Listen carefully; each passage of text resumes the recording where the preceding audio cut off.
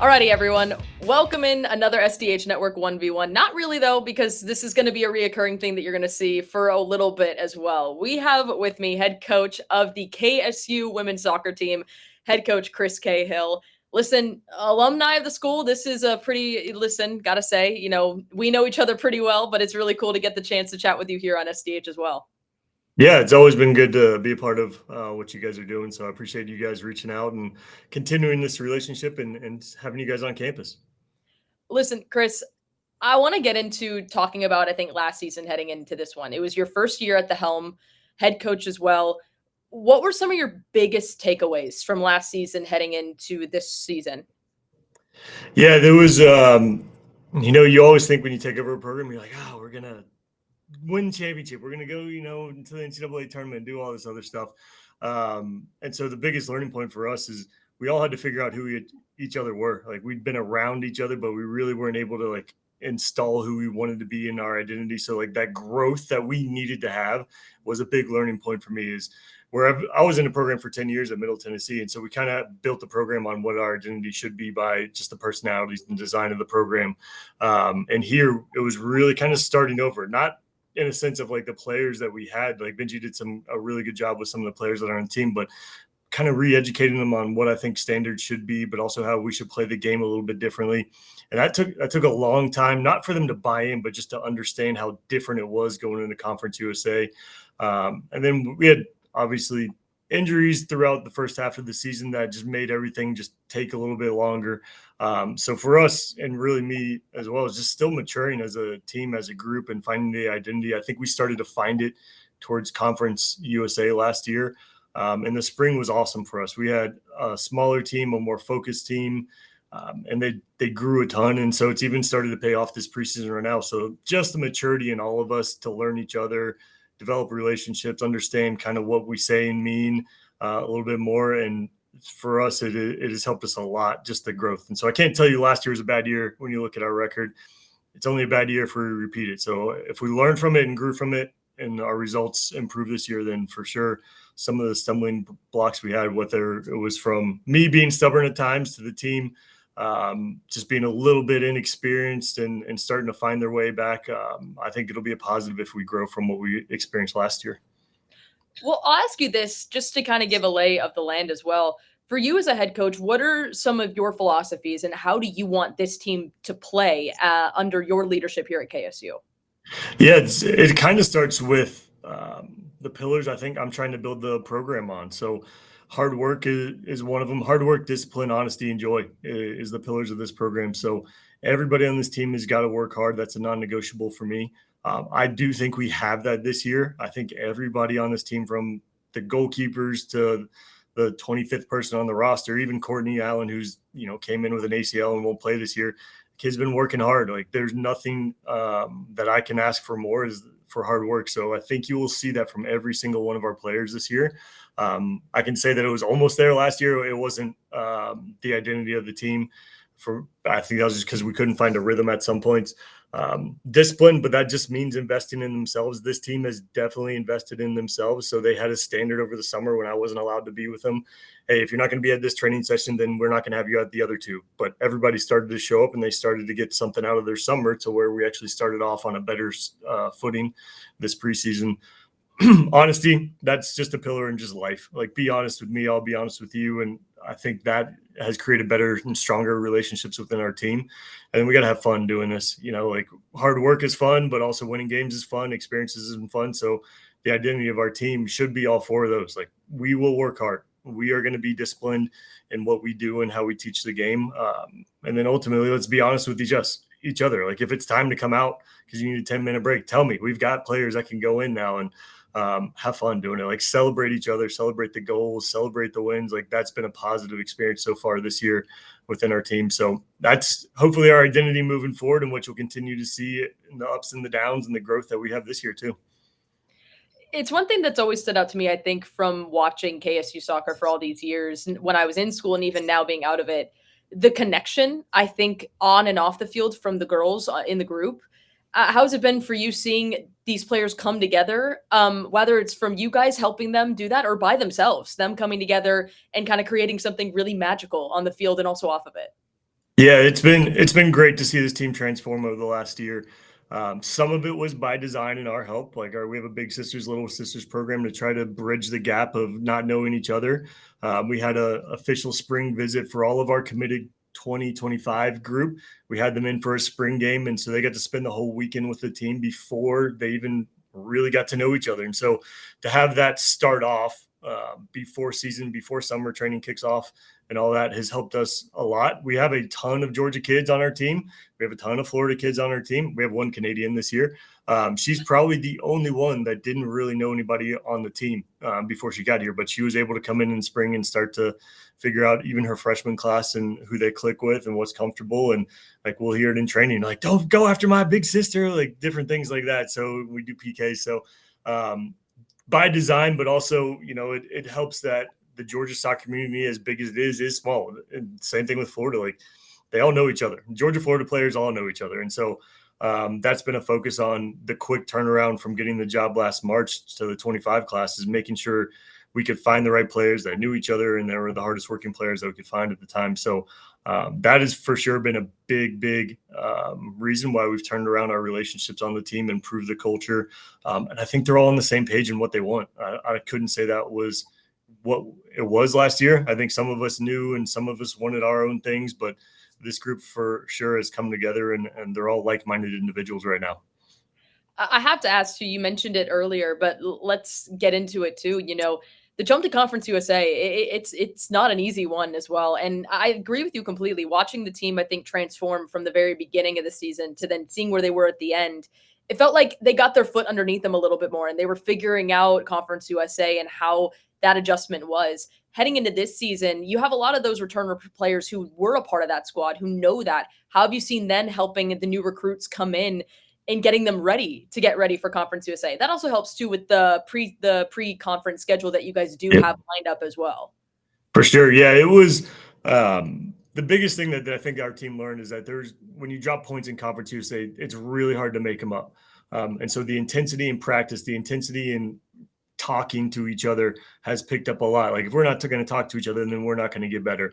And so I think they realize that if we do the little things better, a little bit more every single day, then we ultimately perform at a higher level. Like I talk to the team all the time. As soon as I hear you guys go quiet in practice, I say, can we be loud again? And they start talking to each other, and it picks up play, and they're a little bit more intense in everything in what they do. And our returning players for sure have brought that into our incoming players that are coming down.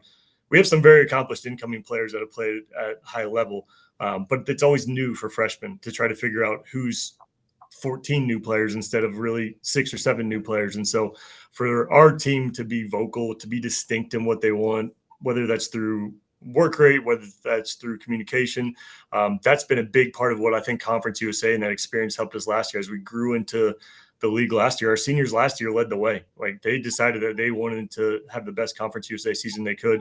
And I think some of our younger players saw that and started to catch on to it and learn to then eventually take it over for themselves in the spring. So I think the foundation again was kind of laid with the seniors from last year. And this group has not even looked back. They've stepped on it and started to move forward at this point. So it's been good to see them take it on with the freshmen, because they know they need those freshmen to get what they want out of this year. I think there's been kind of a disconnect in the past of how well those guys can help us. And this year, all of our freshmen can play, and they're in a pretty good spot. Tiana Rivera, Macy Rainwater, Jade Barquette as well were a lot of those seniors that really helped you, especially captaincy, leading the team in those moments. How's their leadership, I think, left an impact on maybe some of the captains this season as well for you, and kind of leading that charge too, and helping pass that leadership down and get ready to help a lot of these incoming freshmen? Yeah, I mean, that group, I can't say enough and thank them for what they were able to leave. It wasn't what we wanted to give them, but showing Tiana Rivera scored 7 goals in 7 conference games should have been more accolades for her. But just the fight to find a way to score goals. And that's one of the things that I preach a lot to our forwards is you're judged on scoring goals. That's about one of the only things that I judge you on is scoring goals. And she found a way to make that part of who our identity was and be reliable in that sense. Macy is just an exceptional leader. Like she was one of the most selfless players that we had. She still has housed players this preseason at her parents' house when they were trying to go in between apartments and everything. So to see that and like my being, again, a returning captain for us and having the same standards of just being selfless, work for each other, help each other out. I mean, that is part of what I think an identity of a team comes to be, but also what success comes from. If the best team chemistry and social environment always breeds wins, on the women's soccer side, in my experience. So for those guys, and even Teresa Woke, Juliet, like they gave everything they possibly could. And that's part of like our standard is just working as hard as we can and getting what opportunities that come from it. And so to see that from the top down has been something that I think our juniors, now rising seniors, have taken on for themselves and created another identity with. But without them, standards wouldn't have been set last year. And so it's nice, like our standard is to exceed the standard. So it's nice to see that the next group is starting to exceed those standards. Heading into this upcoming season, we talk about it a lot. I talked about it last year too, and even now, very involved with a lot of the summer leagues that happen too, and WPSL too. Charlie Bernal with Impact, you had Naomi Malika as well. How important is it for players to play on those summer leagues, especially helping them get fit and get ready and continue the pace to get ready for the upcoming fall season? Yeah, it's a great tool for us to have. I honestly think the guys that stay local are benefiting a lot from it because they get to live in their apartments here on campus, and then they get to go play with their team, but they still get access to our medical and our strength and conditioning coach. So we're in a different place than I would say most players, where they have to go and find, places back home or, different states, is that we get to kind of use the same thing that we use every day. And then they get to go play in an environment with players that either just graduated or players that are playing at the top of their game. And so for us, it's increasing the level. And I like that they're not all playing in the same place. I like that they're getting different environments. I like that they're getting different players to play with. I think that only makes us better instead of being a vanilla team where, hey, if you know all 5-6 players on the team, you know what it's going to be. So can you learn through those experiences with different players? And I think I've seen a change in our team. Brenna Young's changed a lot over the summer and what she's been able to do and learn just playing with Decatur FC. And just it's been great. Like I think the SSA's done a good job. Cherokee Impact's done a good job. Charlie's come into her own. And so for being one of the goofiest uncomfortable people to being one of the goofiest confident people, Charlie, like you've seen that's part of something that's helped her in the training. That's actually that's like a perfect way to describe it too, in those moments as well. That's awesome. No, it's always fun for me getting the chance to, covering Impact, covering Decatur, UFA Gunners, getting the chance to see a lot of those players that I know too. And so it's helpful, I think, spreading that awareness too of like, hey, look at Georgia and like what players we have here and what they bring to different squads as well. And it's something y'all do as well. A lot of your players are local. They're here from Georgia. They're here from Florida, all around the Eastern. Like, is that something that you want to do? Bring in a lot of players from Georgia to have them play here for their home state? Or is it just kind of just happen naturally? A little both. It is in the 25 class, it was by design. I wanted to keep the best Georgia players we could find at home. Some of that was Cobb County, where we're at. Like, can we find the best players? And honestly, if I could just keep everybody in Cobb County, I wouldn't have to go anywhere, and we'd be a top 10 team in the country. But like Caroline Shaw comes from Harrison High School, who joins Alana Nesbitt from Harrison High School, right? Caroline was the Marietta Player of the Year as a sophomore. Probably could have gotten it 1 or 2 more times. So it was important for me to find her and get her on campus and be one of she might have actually been the first one in the 25 class. I'm not sure. But to keep her, Anna Economopoulos, she's from Cal High School right down the road in Cobb County. Like to have those guys play now in their backyard in front of their friends and family and have pride in the university that is their hometown. Kind of like me, this is my hometown, right? So I have a lot of pride in trying to represent this university and make us better on all fronts. But for sure, it's by design. We wanted, like, Georgia's one of the best soccer states in the country. We want to keep those guys home as much as possible. Florida's been a great place for us and great connections. And it's a huge rivalry, Georgia, Florida, when they play club soccer. And so find players from different regions of the country does help, but we've got a pretty good eclectic soccer community in Georgia. So we've got every nationality, every place, in Georgia. So we don't have to go to the ends of the world to find them. And so it's by design. Our 26 classes somewhere the same. We have a lot of Georgia, Florida, and Canadians coming in that class. And the 27 class is the same way. It's shaping up. A lot of Georgia talent staying at home. And so you'll start to see that more and more. Like, we can go 20 miles in any direction and find really good players from Georgia. So we hope that they choose us and stay at home more often. Let's go ahead and get into the 2025 season. I want to talk about home opener is starting Thursday. It'll be against Memphis at Fifth Third Stadium. It wasn't supposed to be your first match of the 2025 season. Ended up becoming that, but it's the home opener for you guys. On a drastic turn of events, kind of a good thing getting the chance to play your first match of the season at home in front of your home fans with everything. So how's it been gearing up for this matchup in particular? Yeah, it's been honestly weird. It's been it's been a kind of an inverse preseason. The preseason went really well for us, to be honest. Like the two results that were there were consistent with us and what we were focusing on for the weeks. It would have been nice to play the two games last year to see how consistent we were going through last weekend when we were playing, more intense games. But I do think we would have been in the right place. Now that's been the tough part is we missed 2 games of experience to build on today in training. And that does hurt us a little bit, but again, it's a team like Memphis in your home opener. And if you can't get excited for probably the best team that hasn't won a national title in the last 2 decades, then you may not need to play soccer anymore. And so they're going to be for sure a formidable opponent for us. They do a lot of things well. They don't have too many weaknesses. And it's, it is an opening weekend game for us. Like we might be a week behind everybody, but the excitement's still there.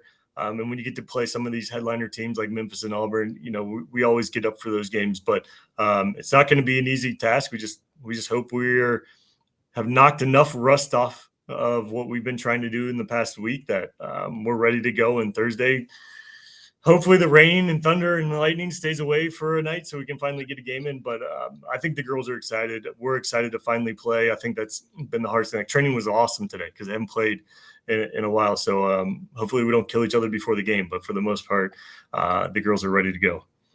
And you bring up the other matches. You bring up Auburn as well, another big opponent as well. That's going to be later on this week on Sunday. You also have a lot of in-state rivals too. We saw it last year, but we're seeing it now too. Yeah, Georgia State as well. That's going to be at Georgia State, and then Mercer too, another one, and then Georgia Southern, and that's going to be there at Kennesaw though. But how is it having those in-state rivalries where it is getting the chance to compete against a lot of these players that a lot of your girls know as well from club, from playing in WPSL?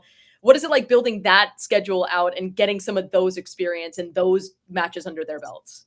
Yeah, these are 3 outside of Georgia who we played last year. This is the state championship, right? So we look to play everybody in Georgia this year with Georgia State and Georgia Southern in the Sun Belt Conference again this year. They're very tough, very good, qualified conference.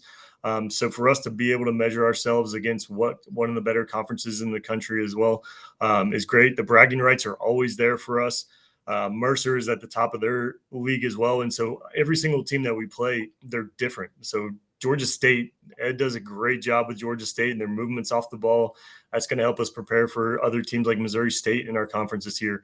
Georgia Southern's changed a little bit from what I've heard, but they're a big, fast, physical team. I think I've heard they've possessed a little bit more than what they've done in the past, but Chris Adams gets them ready to play. And it'll be at home. So I expect we see a pretty good contingent because there's a lot of Metro Atlanta kids there. So it's a great rivalry for us. And then Mercer, Tony does a fantastic job at Mercer. He's been there for 10, 12, 13 years, always been a 10-win team.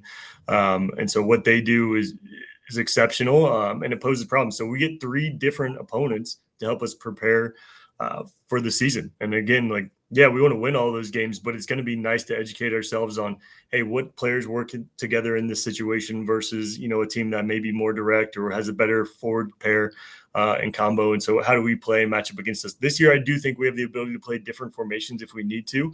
Is that what we're going to do? I don't know. I think as time and the season moves on, we'll know what our best 11 is every single time we step out. And that is not likely going to be the same 11 every single time we step out. So playing these in-state guys they're fun. Everybody knows each other. The coaches all know each other. You brag about it, but you also you just hate it when you lose those games because you got to hear from them all the time. So, and especially playing at Georgia Southern, I hear from my teammates, I hear from everybody else. And so, yeah, I get it. But that's what makes it fun, right? Oh yeah, you got to have the bragging rights. You got to be able to send that text and be like, "Hey, did you see this? Did you see this?" Yeah, exactly. So. I love it. Well, I mean, that leads into my last question for you, Chris. I mean, this is something that I ask players, but I'll ask you as well. Of the roster or of the schedule, is there a specific game that you have circled that you're looking forward to? Man, Honestly, I'm curious to Missouri State. I know Kirk really well, and he's done an amazing job in just 3 short years there. That game is circled for me because it's a new opponent to see kind of really where we match up with a team that's been in the NCAA tournament 2 out of the last 3 years. Yeah. Liberty is, they're the one that everybody's catching right now in Conference USA. They're really good at what they do. It's a game that I think I probably messed up a little bit in the second half last year, so that I really wanted us to perform a little bit better in that game. Those are the two big ones. Obviously, the in-state ones are always fun. Auburn's fun. That's where I spent time as a grad assistant. I know that staff really well. And it's always fun to play those big games, but the meaningful games are conference games for me. I want to make sure that our team's ready to go. And honestly, getting picked 8th out of 12 this year, we did something right. Last year, we got picked dead last, and we missed it by 2 points. For only honestly like 4 minutes. We checked out 4 minutes last year, and we could have been in the conference tournament. So for me, it is really like paying attention to the first game at Western Kentucky. Can we figure out what Missouri State is and what Liberty is, play the top 2-3 teams in the conference, and see where that puts us so we can get to the final weekend of conference tournament. So yeah, the Auburn and the Memphis are fun, but I really want to see where we measure up to get to the final weekend of conference tournament. That's really my goal when I circle teams on the calendar. Absolutely. Well, Chris, thank you so much again for taking the time. And I'm going to run by the name for you real quickly. We're trying to come up with the name for the Kennesaw segment. I'll run it by you. What do you think of this? Is something, listen, and you can say no. You can veto it right here, okay? Hoot and shoot? I like it. I'm good. Okay. So maybe it is. It's Hoot and shoot. Now this is what we're going to call it. Okay, cool. Perfect. I had to get the approval. I wanted to make sure that was a good one.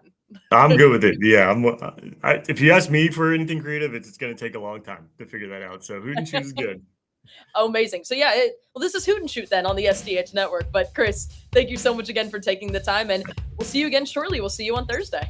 Absolutely. Thank you. We'll appreciate it, and we'll see you guys here in a little bit.